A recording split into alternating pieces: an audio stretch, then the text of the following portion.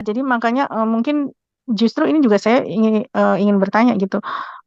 Manusia pada zaman sebelum ada Yesus bagaimana gitu kan? Katanya diukur menurut apa hati nurani gitu. Nah, ini maksudnya Mm-mm. bagaimana? Mm-mm. Bahkan bukan hanya sebelum Yesus lahir ya, sebelum Yesus datang ke dalam dunia, sebelum Sang Firman itu datang ke dalam dunia. Bagaimana mereka yang di pelosok-pelosok sekarang yang sangat terpencil dan tidak pernah mendengarkan Injil? Hmm, betul itu, Di mana keadilan Allah? Kan pertanyaan di mana keadilan Allah? Betul ya? betul. Nah, kembali lagi begini, kembali lagi begini. Saya coba share screen kok nggak bisa share screen ini. Mana? Oh ini. Kembali lagi begini. Eh, bentar ya.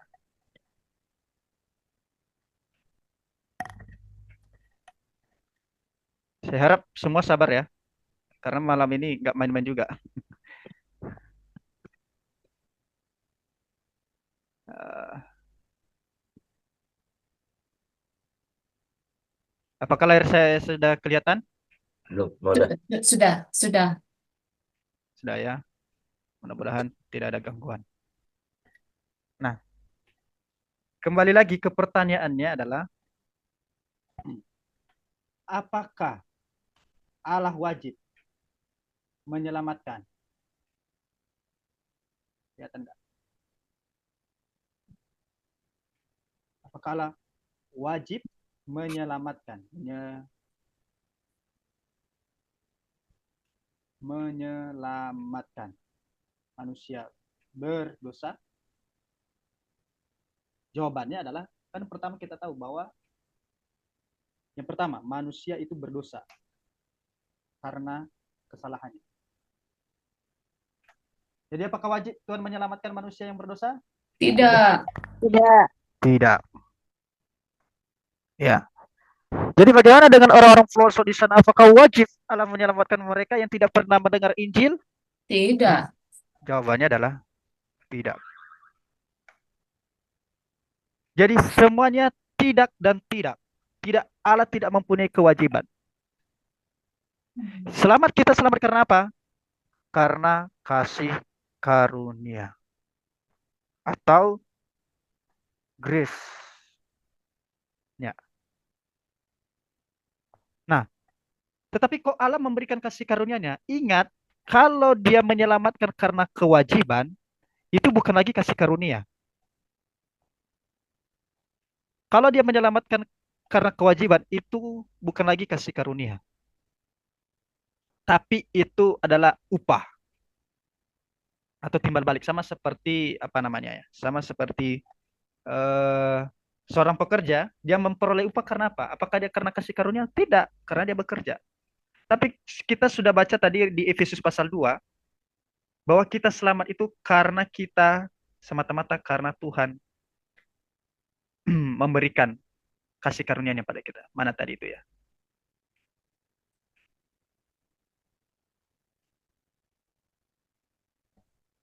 Nah ini dia. Wah. Jadi apakah Allah wajib menyelamatkan? Tidak. Untuk itu. Nah, oleh sebab itu, tapi bagaimana kita yang menerima kasih karunia Allah ini? Nah, itu artinya Tuhan memberikan kasih karunia-Nya kepada kita. Itu artinya Tuhan sangat sayang kepada kita yang menerima kasih karunia. Apakah Tuhan tidak sayang mereka? Bukan soal Tuhan tidak sayang atau tidak sayang kepada mereka. Karena memang Allah tidak wajib memberikan kasih karunia-Nya karena mereka berbuat dosa di hadapan Allah. Dan ingat, apa maksudnya tadi menghakimi dengan hati nurani? Nah, kalau kita lihat di dalam Roma pasal 2 ya. Kita buka Roma, coba kita lihat Roma pasal 2.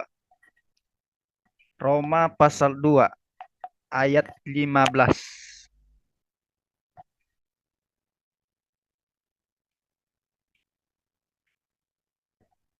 Sudah dapat? Sudah. Sudah. Tolong Pak Aceh baca. Roma 2 ayat 15. Sebab dengan itu mereka menunjukkan bahwa isi hukum Taurat adalah tertulis di dalam hati mereka. Dan suara hati mereka turut bersaksi dan pikiran mereka saling menuduh atau saling membela. Oh, Amin. sebelum itu ayat 14 Pak sampai 15 sekali lagi Pak, minta tolong. Roma 2 ayat 14.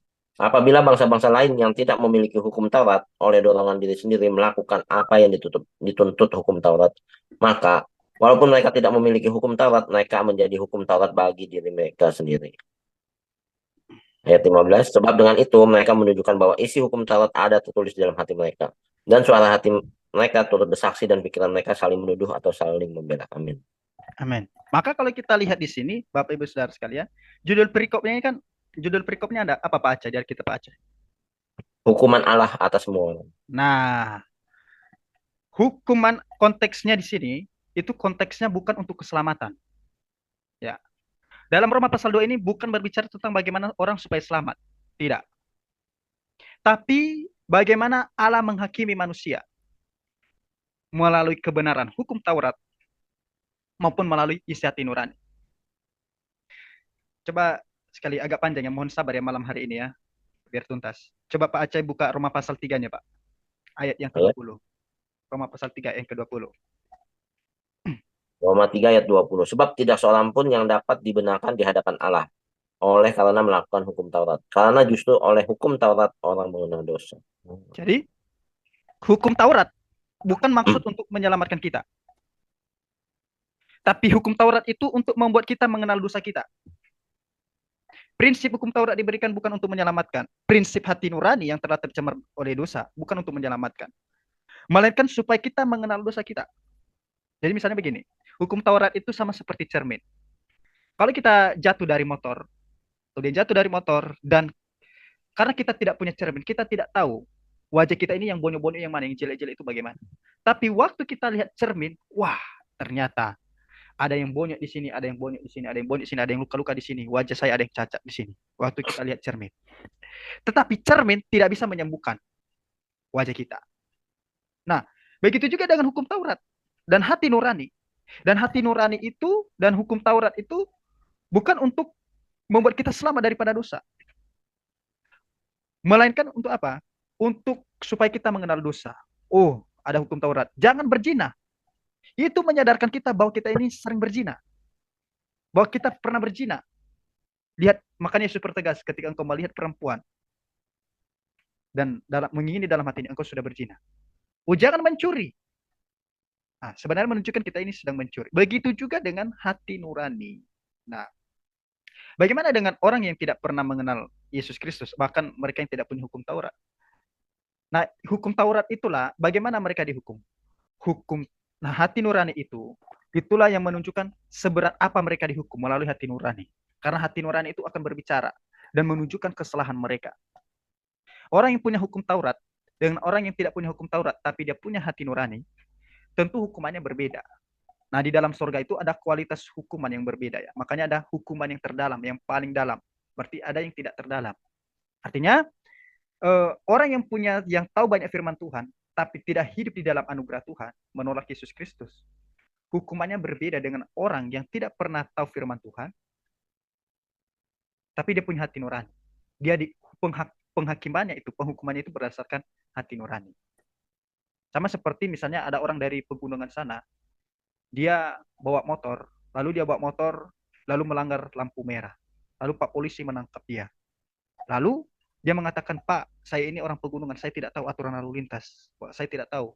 Sebenarnya saya tidak pernah diajar bahwa ada aturan lalu lintas, melanggar lampu merah. Tentu hukumannya berbeda dengan orang kota yang sudah tahu aturan lampu lalu lintas. Karena Allah itu maha adil. Jadi hati nurani bukan untuk membuat kita selamat, hukum Taurat juga bukan untuk membuat kita selamat, tapi menyadarkan kita ini orang berdosa dan kita ini tidak layak di hadapan Allah. Ya, begitu Bu Dewi. Gimana Bu Dewi? Dan yang lain? Iya, terima kasih Kak. Ya, terima kasih. Iya. Butuh diulang lagi ntar. Terima kasih Kak. Iya. Jadi, apakah orang kembali lagi ke topik pertanyaan. Apakah orang yang tidak pernah mendengar Injil secara khusus di zaman sekarang ya, di zaman sekarang yang di pelosok sana itu diselamatkan? Tidak. Nah, bagaimana nasib mereka?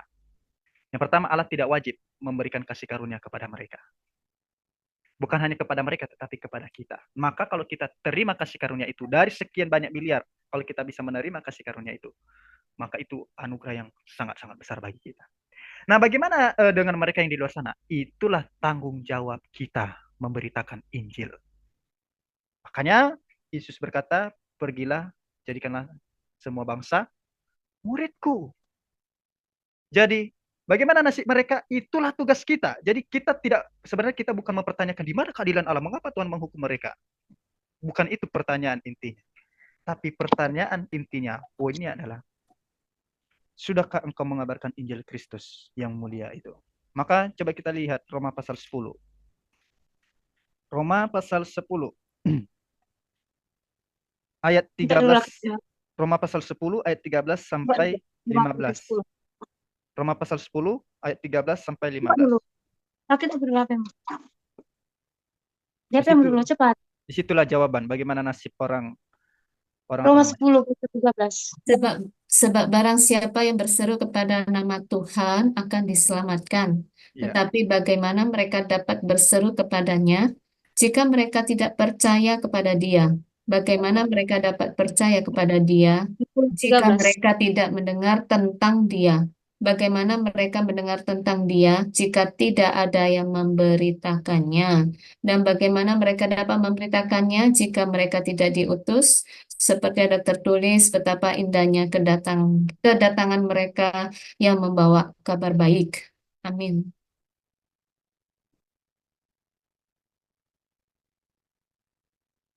Di mute. Oh ya. Jadi itu tugasnya siapa? Jangan mempertanyakan. Jadi manusia yang kita ini yang percaya, jangan mempertanyakan keadilan Tuhan di sana kepada mereka. Tapi bertanyalah kepada diri sendiri dan kepada gerejanya, apa yang gerejanya perbuat dan apa yang kita perbuat melalui gereja kita terhadap orang-orang yang demikian. Maka kalau kita balik ya dari ayat 5, kan tadi dari ayat 13 sampai 15 ya. Sekarang dari ayat 15 kita ya. Bagaimana mereka dapat memberitakan? Jadi ada yang memberitakan jika tidak diutus. Jika mereka tidak diutus. Jadi harus ada yang mengutus, ayat 15 itu. Kalau ada yang diutus, maka ada yang memberitakan. Kalau ada yang memberitakan, maka ada yang mendengar.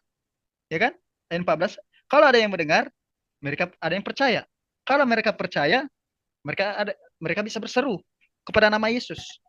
Kalau mereka bisa berseru kepada nama Yesus, maka ayat ke-13 mereka diselamatkan.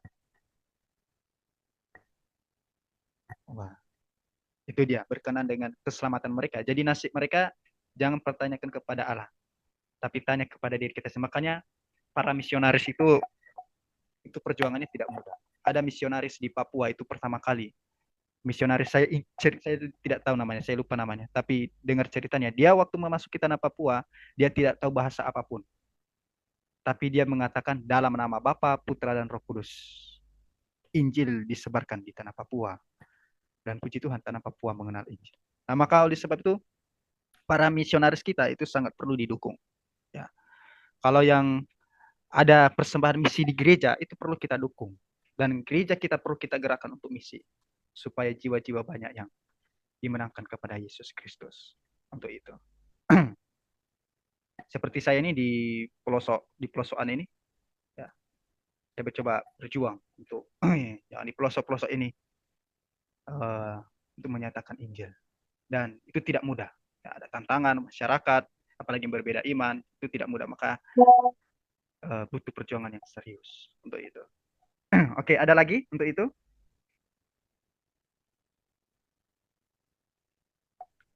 Ada yang mau ditanyakan untuk itu? Tidak ada, Kak. Pas, sudah jelas. Oke, sudah jelas ya. Dari Pak Aceh sudah jelas. Ibu Yama, bagaimana Ibu Yama? Sudah, Kak. Terima kasih. Ya. Ibu Julianti? Udah jelas, Kak. Makasih, Kak. Oke. Sebenarnya saya mau masuk ke pokok, tapi saya sudah malam ya. Mungkin kita lanjut di minggu depan. Jika Yesus Kristus telah menanggung semua dosa kita dan kita selamat hanya karena iman, bukan karena perbuatan baik kita, maka bagaimana hubungannya iman dengan perbuatan baik? Sebenarnya saya sudah jelaskan sedikit tadi, tapi akan saya bahas poin khusus kalau minggu depan. Kalau misalnya saya bahas malam ini nampaknya agak kemalaman. Tapi mari kita renungkan, apa hubungannya perbuatan baik dengan iman kita? Nah itu dia. Itu di minggu depan kita akan bahas tentang Itu. Pas semua ya malam hari ini. Ya.